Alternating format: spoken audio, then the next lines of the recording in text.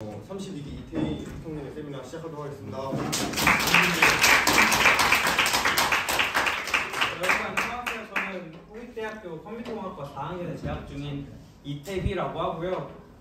오늘 세미나는 제가 고민을 많이 했어요. 여러분들한테 무엇을 해줘야 좀 도움이 될까 고민을 좀 했는데, 원래는 학과 생활 좀 얘기를 하려고 그랬거든요. 학점 따는 법 이런 거. 근데 그거를 제가 작년에 하기도 했고, 저번 주에 세미나를 하신 김민아 학생께서 그 학교에 관해서 자세하게 설명해 주셨기 때문에 지루할 것 같아가지고 다른 걸로 바꿨고요. 또 추후에 말씀드리겠지만 동아리 생활도 말하려다가 PCRC 와가지고 다른 동아리 얘기하는 것도 좀 그래가지고 오늘은 제 삶에서 가장 큰 이벤트 중 하나였던 인턴 생활에 대해서 말씀을 해주려고 해요.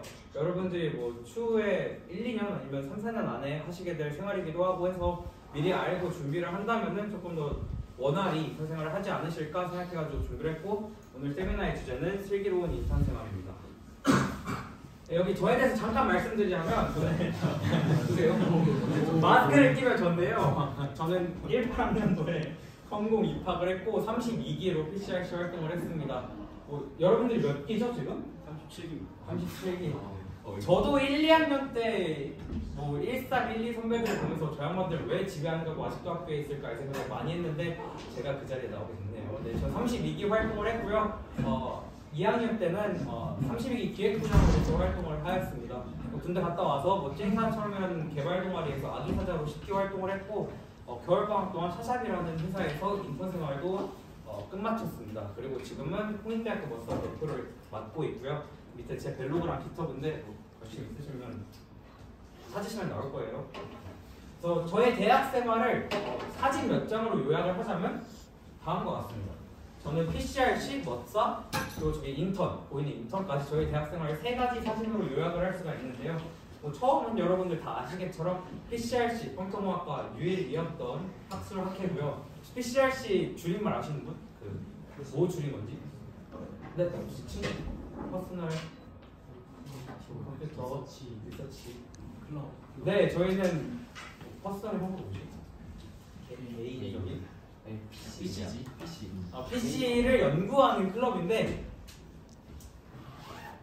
설득력이 없을 수도 있지만 저희는 그런 학술 동아리고요. 여러분들 여름에는 동아리에서 스터디도 하면서 같이 좀 학술적으로 내가 학점도 챙기고 놀고 싶다 이런 분들에게 적합한 그런 1, 2학년들을 위한 동아리라고 보시면 되겠습니다. 그리고 두 번째 사진은 저희 홍대 마켓에 머싸 사자 모양을 짬뽕 시켜놓은 건데, 멋쟁이 사자처럼이라는 동아리 혹시 아시는 분 있으신가요? 감사합니다. 네, 멋쟁이 사자처럼은 그 전국 60여 개의 대학 연합 동아리고요. 그거 지금 제가 하고 있어가지고 넣어놨고, 마지막으로 오늘 메인 주제가 될 샤샵이라는 회사입니다. 샤샵이라는 회사는 간단히 말하자면 글로벌 커머스 회사고요.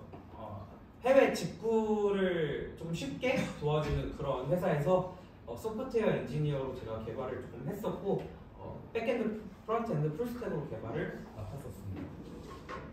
그래서 인턴이라는 게 지금 되게 뜬구름 잡는 얘기처럼 들릴 수가 있어요.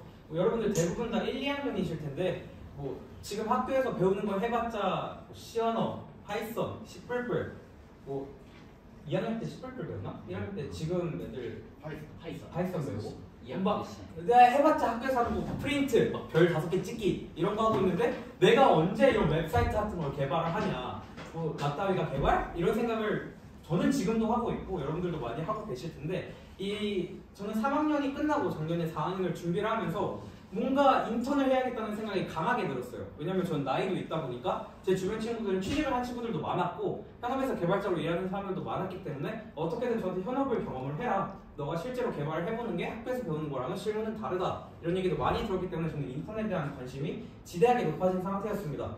그래서 지난 겨울에 어떻게든 개발을 구하고 싶어가지고 무작정 이 사이트들에 들어갔습니다. 이 사이트에 들어가가지고 개발자라고 검색을 했어요. 예를 들어서 로켓펀치라는 사이트를 보여드릴게요.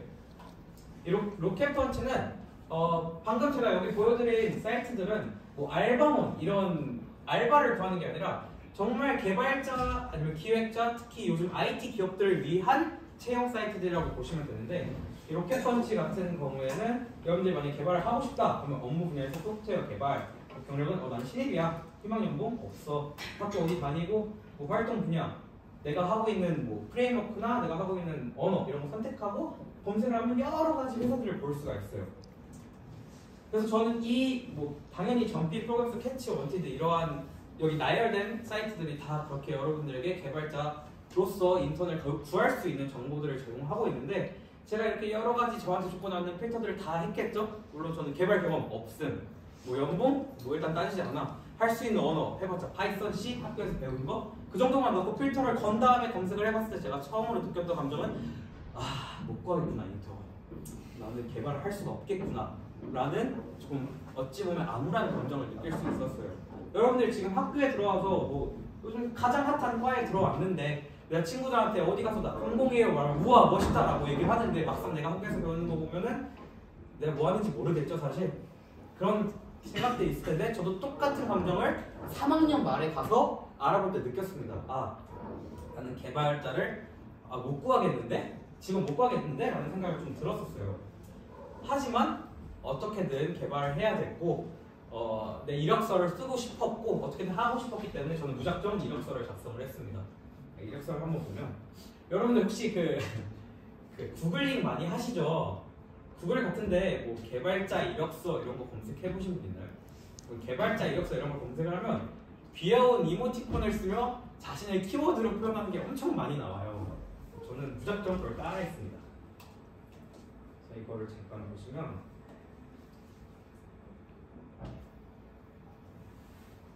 제가 노션에 정리했던 제가 인턴을 구할 때 만든 이력서인데요. 여기는 좀 느리네.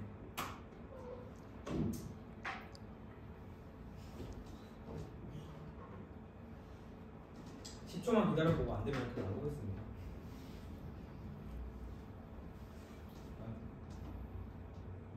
됐다. 그래서 이게 제 이력서인데 뭐 안녕하세요 사황자와 공생을 꿈꾸는 개발자라는 키워드를 가지고 저는 저희 스토리를 그렇게 적어 나갔었어요.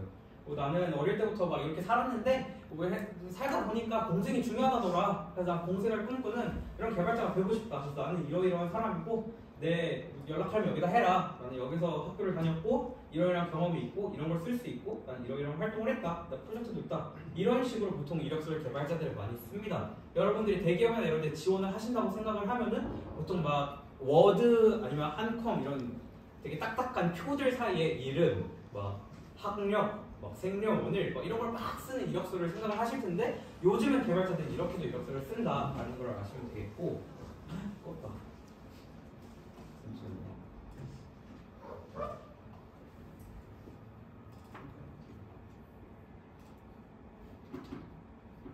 이력서 하시면 되겠고 근데 제가 아까 말씀드렸던 것처럼 이렇게 이력서를 너무나도 이쁘게 꾸며봤자 저를 고용해줄 회사는 없었습니다. 그래서 저는 그때 생각을 하기 시작했어요. 그러면 내가 어떻게 개발자로서의 첫 발걸음을 내디뎌야 될까?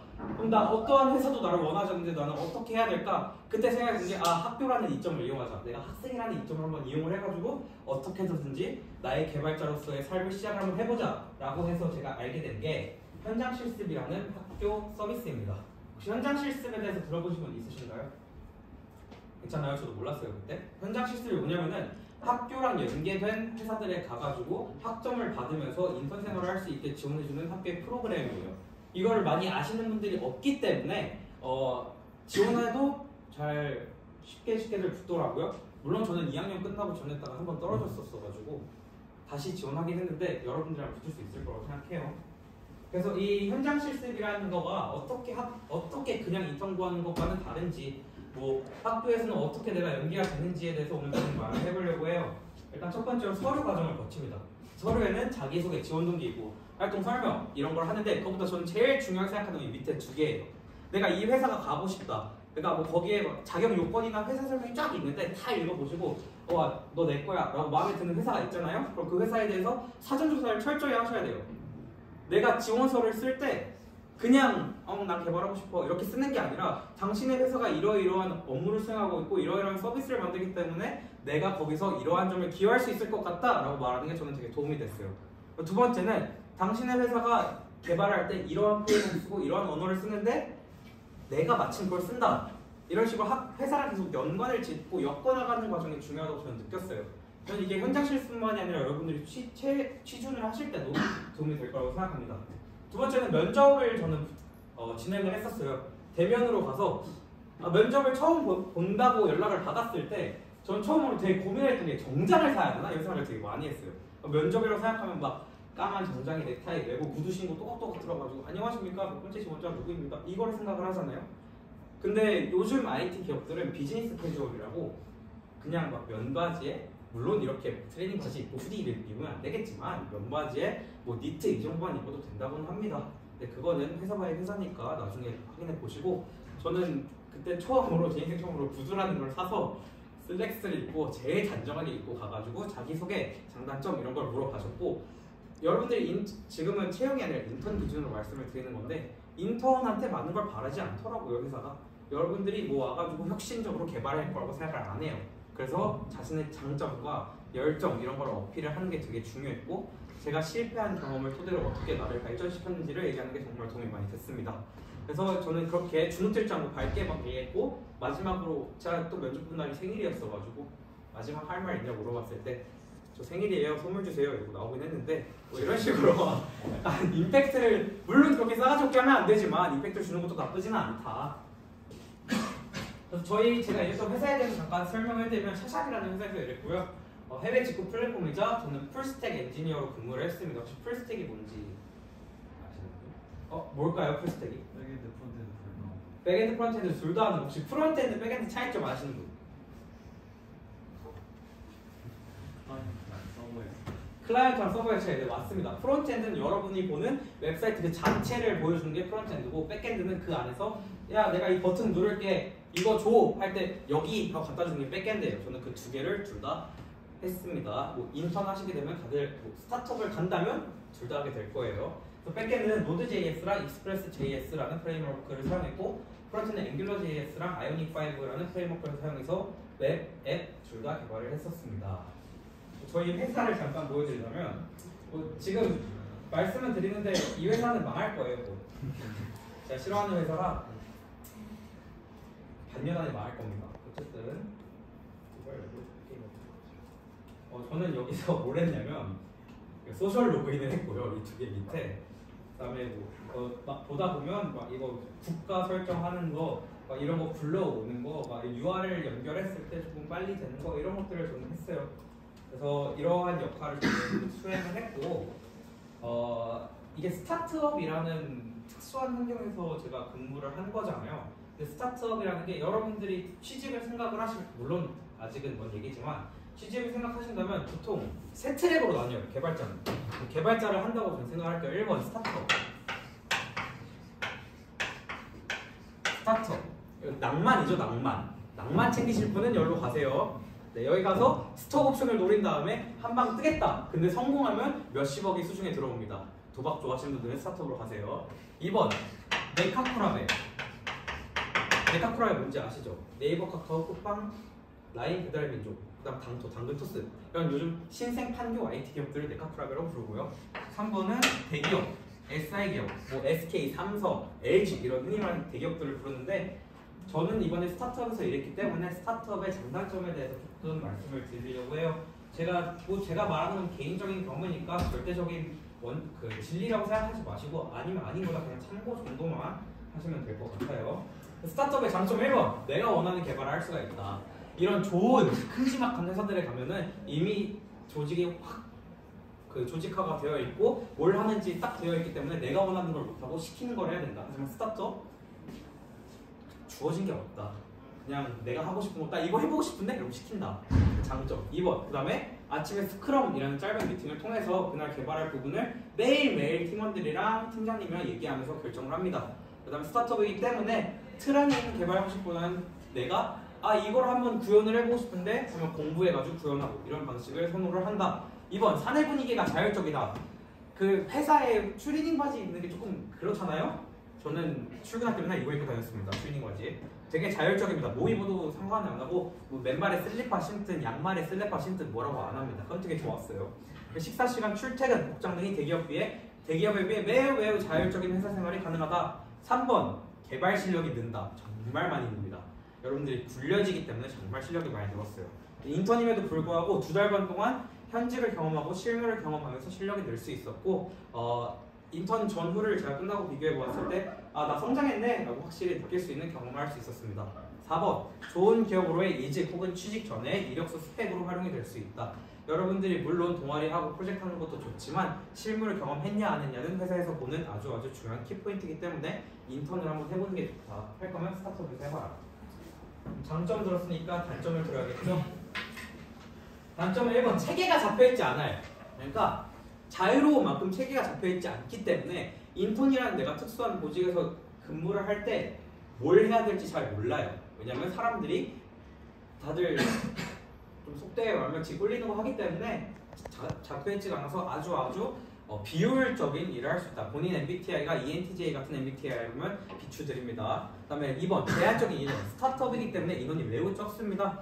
그래서 주니어 개발자임에도 불구하고 제가 사내의 메인 업무를 맡을 일이 정말 가능성이 많고 뭐 예를 들면 저는 스타트업에서 여기서 일할 때 입사한 지 2주차나 3주차 됐을 때 회사 전체 정산 업무를 맡았거든요. 근데 그게 말이 안 되는 거여가지고 약간 이상하긴 한데 저한테 돈을 맡기더라고요. 그런 일이 있었어요. 그 다음에 실력이 뒷받침되지 않아. 나는 못해. 하지만 중요한 걸 내가 했기 때문에 책임을 져야 하는 상황이 올 수도 있습니다. 뭐 그만큼 뭐 버텨내면 실력은 있는 거고 못 버티면은 욕먹고 나가는 거고. 그 다음에 즉 야근이 많아져요. 저는 인턴하면서 매일 9시 10시에 퇴근했거든요. 퇴근하면 11시에 전화가 와요. 팀장님한테. 그래서 잠시만요. 이거 컴퓨터 켜고 새벽까지 근무하고 했습니다. 3번 사수의 부재. 스타트업이기 때문에 인원이 적다 했잖아요. 그만큼 저를 이끌어줄 윗사람들도 적기 때문에 지들 바쁘면 저를 방치를 합니다. 그래서 이게 되게 장단점이긴 한데 좀 단점이었고 마지막으로 페이가 적다. 여러분들 개발자들이 돈 많이 버는 거 알아요? 그러려고 컴공 다들 들어오신 거 아닌가? 개발자들이 정말 취직을 하면 다른 거에 비해서 돈을 많이 벌어요. 저희 누나가 연대를 나왔는데 그 문거래 나왔거든요. 근데 제가 취직을 할 때쯤은 그 양반이 3, 4년차 되는데 그 양반 3, 4년차보다 제가 훨씬 돈을 많이 받더라고요.